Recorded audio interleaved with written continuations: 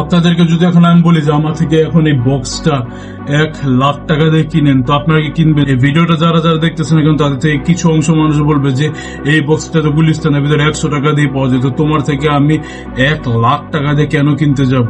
তো তাদের জন্য আমি দেখাই, এই বক্সের ভিতরে ছিল 5,00,000 টাকা।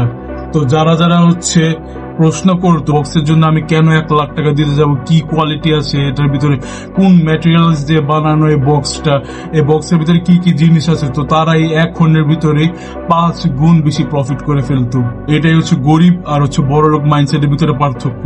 গরিব মানুষ সস্তা জিনিস খুঁজতে থাকে, আর খুঁজতে গিয়ে বারবার খারাপ কোয়ালিটির জিনিস কিনে, বারবার ওই একই কম দামি জিনিস কিনতে থাকে।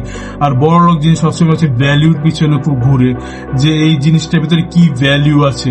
তো নেক্সট টাইম আপনারা যখনই কোনো জিনিস কিনতে যাবেন ওটার পিছনে ভ্যালুটা দেখেন, কোয়ালিটি দেখেন ওই প্রোডাক্টের, ইনস্টেড ওইটা প্রাইস ট্যাগ।